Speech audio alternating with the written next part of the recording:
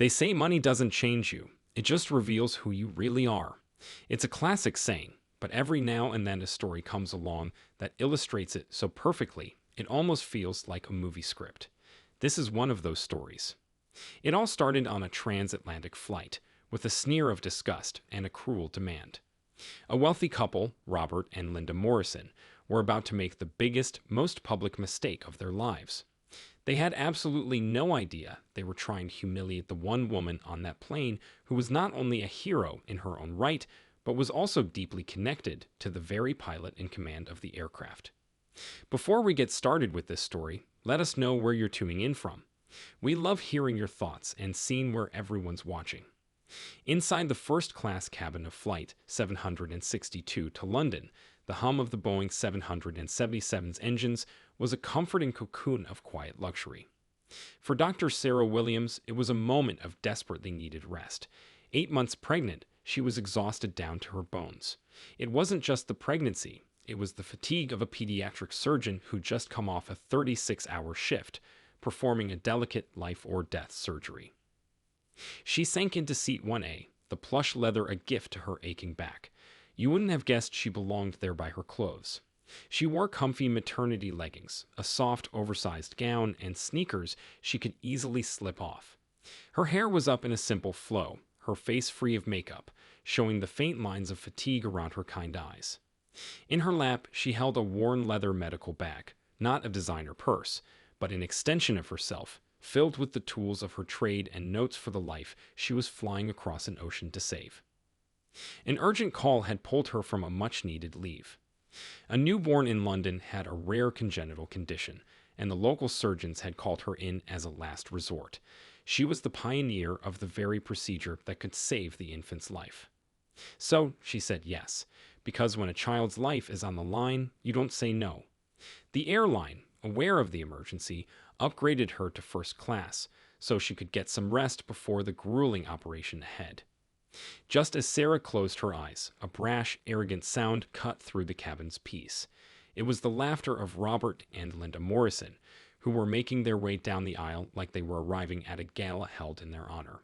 He was in his late 50s, with the smug face of a man whose money had always shielded him from consequences, sporting a ridiculously expensive watch. His wife, Linda, was a walking billboard for luxury brands, her jewelry glittering aggressively and her perfume arriving a full 10 feet before she did. They stopped dead in the aisle when their eyes landed on Sarah in seat 1A. A look of pure annoyance crossed Robert's face. Linda's lips curled into a sneer. They scanned Sarah from head to toe, their shared thought practically screaming through the cabin. What is she doing here? Their first attack was a volley of loud, passive-aggressive comments. "Goodness, Robert," Linda said, her voice dripping with disdain. "The standards in first class have certainly dropped. I thought the ticket price was supposed to create a certain atmosphere." Robert let out a short, barking laugh. Darling, she probably saved up 1 million frequent flyer miles just to see how the other half lives. It's like a tourist in a palace. He glanced around, expecting laughs, but only got a few uneasy looks from other passengers. Sarah kept her eyes shut, just hoping they'd move on. She was a surgeon, trained to stay calm under pressure and ignore the noise. To her, a bickering couple was an annoyance, not an emergency. But the Morrisons weren't the type to fade into the background. Their entitlement needed an audience and a victim.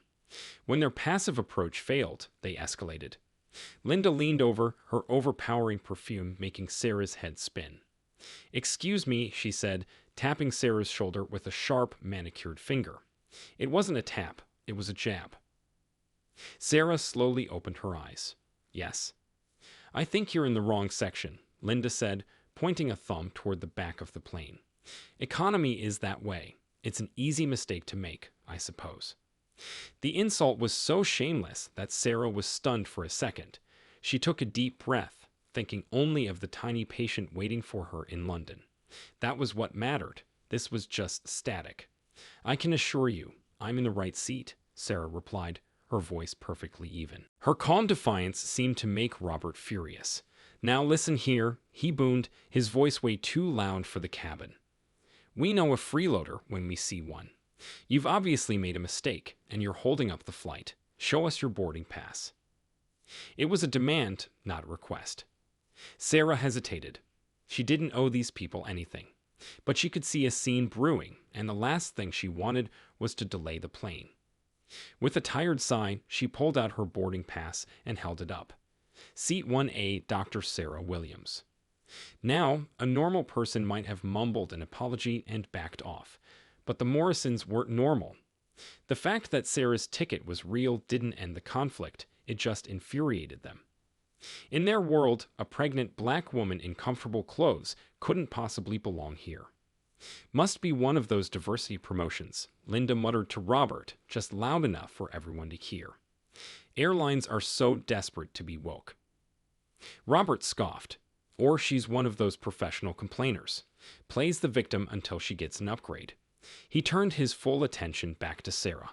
Let me guess, you're some kind of social media influencer, right? What's your talent? Taking pictures of your lunch? The cruelty was personal, targeted, and designed to humiliate. Sarah felt a flash of anger, but also a deep sadness. She dedicated her life to saving the most vulnerable, sacrificing so much to become one of the best surgeons in her field, and here she was being torn down by people whose only skill was being rich. Getting nowhere, Linda angrily jabbed the call button. A young flight attendant named Jessica arrived, her professional smile looking a bit strained. She immediately sensed the tension. "Is there a problem, sir, Mom?" she asked, focusing on the Morrisons. "Yes, a very big problem," Linda announced, pointing at Sarah as if she were a stray dog. "This woman is in a seat she doesn't belong in and is causing a scene. We pay a fortune to fly first class for a certain caliber of passenger. We do not expect this." The word "this" was paired with a contemptuous wave of her hand. Jessica looked from the snobbish couple to the calm, pregnant woman. It was a test, and she was torn. Airline policy was simple. A valid ticket is a valid ticket. But the Morrisons looked like the kind of people who could get you fired with a single angry email. Choosing the path of least resistance, Jessica turned to Sarah. "Ma'am," she started, her voice soft, "would you mind if I just saw your boarding pass, just to clear up the confusion?" Sarah looked at Jessica with a flicker of disappointment. She had hoped for an ally, but instead, she was being asked to prove herself again. Silently, she handed it over. Jessica glanced at it. "The ticket is valid," she confirmed, returning it. She then turned to the Morrisons. "I'm very sorry, but she's in her assigned seat. Your seats 2B and 2C are right here." This was not the answer they wanted. "Unacceptable," Robert bellowed. "You expect us to sit near this person? Look at her. She's probably carrying a disease. And she's pregnant. What if she goes into labor? She's a liability." The irony of calling a world-class surgeon a medical liability was completely lost on them. Other passengers were now openly staring. A man in seat 3 was discreetly recording the whole thing on his phone. Jessica, clearly out of her depth, wrung her hands. "Sir, I can assure you." "Don't assure me of anything." Linda snapped. "Your job is to make your real first-class passengers comfortable. She is making us uncomfortable, so do something about it. Move her to the back of the plane where she belongs. Give her a travel voucher or something." Sarah had heard enough. A cold, clear anger burned through her exhaustion. She pushed herself up slightly, and her voice cut through the air. It wasn't loud, but it had the authority of a surgeon in the operating room. "That is enough," she said. The Morrisons froze, stunned by her tone. "You know nothing about me," Sarah continued, her eyes locked on theirs. "Your assumptions are based on nothing but your own bigotry. I am a passenger on this flight, just like you. I would appreciate it if you would take your seats and leave me in peace. I am tired, and I have a very important job to do when I land." Her words were a direct challenge. Robert's face turned blotchy red. "A job?" he sneered. "What important job could someone like you possibly have? Don't you dare take that tone with me. I want to see the captain. I want this peasant removed from my sight now." Asking for the captain is the nuclear option on a flight. It meant the situation was out of control. Just as the tension hit its peak, the cockpit door opened, and a woman in a crisp pilot's uniform emerged. She was tall, with an air of unshakable command. This was Captain Eva Rostova, a veteran pilot known for her calm, no-nonsense attitude. "What's causing this delay?" she asked, her voice instantly silencing the cabin. Robert Morrison puffed out his chest, assuming the captain would naturally side with a person of his status. "Captain, thank God," he said. "My wife and I are being harassed by this woman." He pointed at Sarah. "She somehow got a first-class ticket and has been incredibly disruptive. Frankly, her presence is a disgrace. We demand you remove her from this flight." Captain Rostova listened to his entire rant without a single change in her expression. Her eyes moved from Robert to Linda to the nervous flight attendant, and then they settled on Sarah. And in that moment, the entire atmosphere on the plane shifted. The captain's professional mask dissolved. Her eyes widened, first in confusion, then in absolute, stunning recognition. A wave of emotion washed over her face, disbelief, then awe, then a look of such profound gratitude, it was breathtaking. Ignoring Robert completely, she took a step forward. Her eyes were locked on Sarah, and her voice was barely a whisper. "Dr. Williams," she breathed. "Dr. Sarah Williams, is that really you?" Sarah looked up, startled. She met so many grateful families that she didn't immediately recognize the pilot. "Yes," she said cautiously. "I'm Sarah Williams." Captain Rostova's eyes filled with tears. Her voice trembled. "I don't believe it." Of all the flights in the world, she seemed to forget anyone else was there. In that moment, it was just her and the tired, pregnant woman in seat 1A. The Morrisons just stared, their faces a perfect picture of confusion. Why was the captain looking at this woman like she was a goddess? Captain Rostova seemed to remember her audience. She pulled herself together, wiping a tear from her eye. She turned not to the Morrisons, but to the entire first-class cabin. Her voice, when she spoke again, was no longer a whisper. It was a proclamation that boomed with emotion and commanded every ounce of attention. "A few moments ago, Captain Rostova began, her voice ringing with clarity. This man described this passenger as uneducated, a disgrace, and a liability. He demanded that I remove her. So I want to tell you all exactly who he was trying to kick off my flight." She paused, letting the words hang in the air. Passengers leaned in. The man with the phone held it up higher. "1 year ago," the captain continued, her voice thick with pain, "my son, Leo, was born with a life-threatening heart condition. The doctors told us there was no hope, that no surgeon could perform the complex, risky procedure he needed. They told us to say our goodbyes." She took a shaky breath. "We were watching our baby boy slip away. We refused to give up and searched the entire world for someone who would help. And we found one name. A name spoken like a legend among doctors. The name of a surgeon who had invented a revolutionary technique. A surgeon so brilliant, she was our only chance." The captain turned and pointed directly at Sarah, her hand steady, her eyes blazing with gratitude. "That surgeon is this woman, Dr. Sarah Williams." A collective gasp went through the cabin. It was a sound of pure shock. The Morrisons froze. The color drained from Robert's face.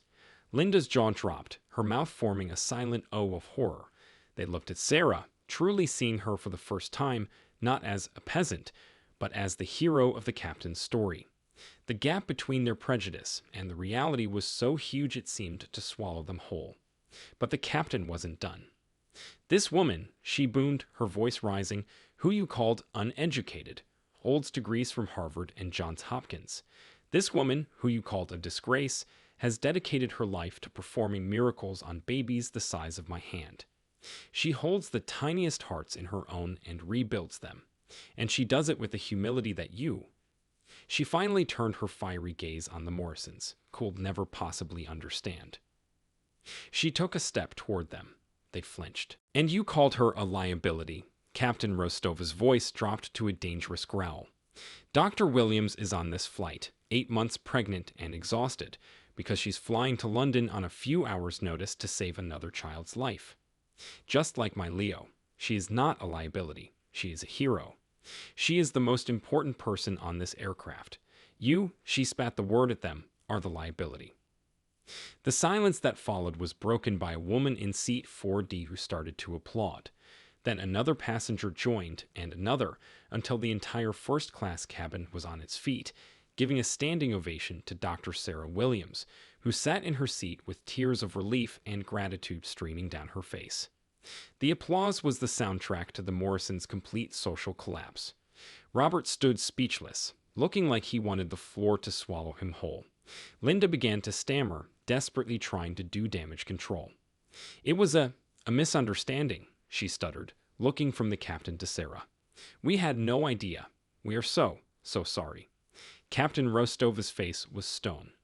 "There was no misunderstanding. You knew exactly what you were doing. You harassed a passenger because of your own prejudice. That's not a mistake. That's your character." She turned to her first officer, who was now at the cockpit door. "Get security. They are not flying on this plane." Robert's head snapped up. "You can't do that," he squeaked. "We have business in London." "Your business is not my concern," Captain Rostova shot back. "My concern is the safety of my passengers, and my personal concern is making sure the woman who saved my son's life is treated with the respect she deserves. Your presence on this aircraft is offensive. You will disembark." She gave them one last look. "And for the record, I will be recommending you for a lifetime ban from this airline. Our corporate team will be in touch. Now, get out." Airport security arrived quickly. Under the glare of a dozen phone cameras, the Morrisons were escorted off the plane, shuffling with their heads bowed in shame. Once they were gone, the flight attendant, Jessica, approached Sarah's seat, her face streaked with tears. "Dr. Williams," she whispered, "I am so sorry. I was intimidated, and I failed you. There's no excuse." Sarah, with seemingly endless grace, looked at the young woman. "We all have moments where we can be better," she said softly. "Learn from this. The next time you see someone being bullied, be their ally. That's what matters." Later, Captain Rostova knelt by Sarah's seat. "Sarah," she said, taking her hand, "thank you isn't a big enough word for what you did for my family. The least I can do is make sure you have a peaceful flight." The rest of the trip was a blur of kindness. Sarah was treated like royalty. She finally got the rest she so desperately needed. Dr. Sarah Williams landed in London, walked into that hospital, and for the next 9 hours, she performed another miracle. She stood on her feet, defied her own exhaustion, and meticulously repaired the fragile heart of a newborn baby, saving his life. Meanwhile, the story of what happened on Flight 762 became an online legend. Videos of the confrontation went viral, and the tale became a powerful, modern parable about arrogance and humility. The Morrisons became a cautionary tale, their names synonymous with entitlement. The story goes that the airline's CEO issued a public apology to Dr. Williams and promoted Captain Rostova for her decisive leadership. In a grand gesture that cemented the story's legendary status, the airline was said to have granted Dr. Williams free first-class travel for life. Whether every detail of the aftermath is true doesn't change the power of the story. It's a perfect reminder that you can never know the battles someone else is fighting or the incredible importance they hold in the world. Robert and Linda Morrison saw a woman they thought was beneath them, when in reality they weren't even worthy of standing in her shadow. They learned the hard way that true wealth isn't in your bank account, it's in your character. It's a lesson in what happens when karma, with a little help from a grateful pilot, decides to deliver justice at 30,000 feet. Thanks for watching. We love sharing stories that highlight the best, and sometimes the worst, of human nature. If this story resonated with you, please hit that subscribe button and turn on notifications so you never miss a new video. And we'd love to hear from you in the comments. Have you ever witnessed a moment of instant karma? Share your story down below.